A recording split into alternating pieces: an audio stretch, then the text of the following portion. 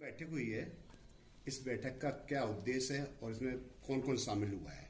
देखिए, हम लोग आज पॉलिटिकल तो काम कार्यक्रम चल ही रहे हैं और मैं समझता हूँ इलेक्शन का समय है, तो हम लोग यहाँ बैठ करके चर्चा करने के लिए आए थे कि भाई किसी को भी टिकट में काफ़ी दावेदार हैं, 6 लोग दावेदार हैं, तो कहीं ना कहीं किसी न एक व्यक्ति को मिलेगी और उस एक व्यक्ति को, जिस व्यक्ति को भी मिलेगी, हम लोग सभी लोग एक साथ बैठ करके उसके साथ काम करने का काम करेंगे और डिजिटल हम किस तरह से कर सकते हैं, प्रचार को हम किस तरह से लोगों के बिना भीड़ के कोविड पालन करते हुए किस प्रकार से हम लोगों के बीच जा सकते हैं, वो उस चीज़ को लेकर के हम लोग यहाँ पर चर्चा कर रहे थे कि किस प्रकार से हमें कम लोगों में ज़्यादा से ज़्यादा लोगों पर हमारी बात पहुँच सके, इसके लिए हमें क्या क्या काम करना है, उसके लिए हम लोग चर्चा कर रहे थे यहाँ पर। और दूसरा यह है कि कल हमारे नेता श्री राहुल गांधी जी और हमारे आदरणीय प्रियंका गांधी जी जो उत्तर प्रदेश की प्रभारी हैं, उन्होंने कल मैनिफेस्टो जारी किया है। उस मैनिफेस्टो में पहले एक मैनिफेस्टो महिलाओं के लिए जारी किया था, उसमें टिकटों को लेकर के 40% की हिस्सेदारी के लिए बात कही थी। तो निश्चित रूप से आपने देखा होगा, हमने 125 टिकटों को पहले हमने किया, तो उसमें 40% महिलाओं को हमने भागीदारी दी और उसके बाद हमने जो 42-43 की लिस्ट जारी की है, उसमें भी हमने 16 महिलाओं को टिकट देने का काम किया है। तो पहला वादा हमने पूरी तरह से निभाने का काम किया है। उसके साथ साथ हमने स्कूटी देने के लिए वादा किया है। अगर हमारी सरकार बनती है उत्तर प्रदेश में, हम बहनों को जो स्नातक कर रही हैं उनको स्कूटी देंगे और स्मार्टफोन देने का काम करेंगे।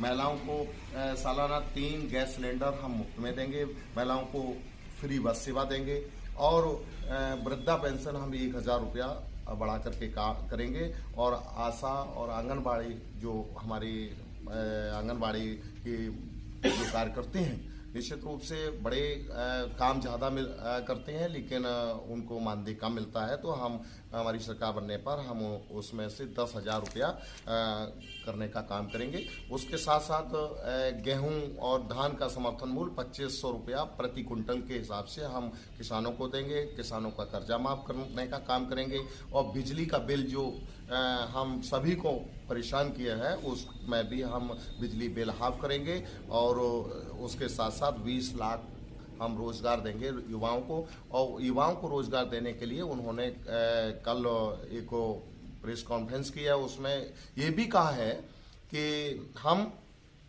जो छात्र संघ की बहाली है उसको बहाल करने का काम करेंगे, उससे निकल के आएंगे, अच्छे लोग निकल के आएंगे। उसके साथ साथ जो 1.5 लाख शिक्षक पद खाली हैं, चाहे प्राथमिक शिक्षक संघ प्राथमिक शिक्षा हो, चाहे आपकी माध्यमिक शिक्षा हो, उनमें मैं समझता हूँ 1.5 से 2 लाख पद खाली है, उनको भरने का काम बहन प्रियंका गांधी जी की सरकार बनने पर तुरंत काम किया जाएगा। उसके साथ साथ चाहे किसी भी विभाग, पुलिस विभाग में मैं समझता हूँ 1,20,000 पद खाली हैं, जिसमें 38,000 पद तो SI का खाली है और बाकी कांस्टेबल के पद खाली हैं, तो उनको भरने का काम इस सरकार के द्वारा किया जाएगा, मेरी सरकार के द्वारा किया जाएगा। मैं ये भी वादा करता हूँ, उन्होंने ये भी मैनिफेस्टो में कहा है कि सरकार बनने पर 40 जो हम 20 लाख नौकरियां देंगे, उसमें 8 लाख नौकरियां महिलाओं को देने का काम करेंगे। तो उन्होंने पूरा निकलवाया है जी। ये तो आपका घोषणा पत्र है। आज बैठक के बाबत प्रत्याशी का चयनित किया कि नहीं किया? देखिए, ये प्रत्याशियों की हमारे यहाँ लिस्ट हाईकमान पे पहुंच गई है। निश्चित रूप से उन्होंने सभी को बुला करके सबसे बातचीत भी की है और कहीं ना कहीं वो ये हाई कमान की बात है। आप नाम की घोषणा कर सकते हैं कि किस किस ने आपको आवेदन किया गया? आवेदन बिल्कुल मैं बता सकता हूँ। आवेदन जिन लोगों ने आवेदन दिए हैं, मैं प्रथम रेस में उसका पहला नाम नहीं, प्रथम रेस और सेकंड रेस और थर्ड रेस में तो कोई सवाल ही नहीं है। वो तो हमारे हमारे नेता करेंगे। सबसे पहला आवेदन किसका था? जी, सबसे पहला अब आवेदन सबसे पहला तो ये ऐसे नहीं कह सकते हैं, लेकिन हम ये कहेंगे कि टोटल आवेदन के हमारे यहाँ 6 आवेदन हुए हैं। उसमें हमारे यादवन जी बैठे हैं, इनका भी आवेदन है। आलोक भाई बैठे हैं, इनका भी है। मैं स्वयं बैठा हूँ, मेरा है। चंद्रशेखर जी बैठे हैं, इनका है। अरुण यादव जी का है, और एक ममता गुप्ता जी हैं, वो उनका भी आवेदन उन्होंने किया है। मंजीत शाक्य जी हैं, उनका भी आवेदन हमारे पास आया है, मैंने उनको भेज दिया है। और स्क्रीनिंग कमेटी के माध्यम से सबसे बातचीत की है उस कमेटी ने, और उन्होंने हाईकमान को कितने नाम भेजे हैं वो उनके माध्यम से भेजे गए। अब वहां से हाईकमान से एक टिकट किसी को दी जाएगी। हम सब लोग उनके साथ काम करेंगे। कब तक क्लियर हो जाएगी? मैं समझता हूं कि बहुत जल्दी आपके यहाँ टिकट बहुत जल्दी ही फाइनल होने वाली है। 22 तारीख आज हो गई है, तो मैं समझता हूँ कि 24 या 25 तारीख तक हम फाइनल हो जाएगी हमारे यहाँ। अध्यक्ष जी, आगामी समय में आपको सरकार बनाने का मौका मिलता है तो आपका मुख्यमंत्री चेहरा कौन होगा?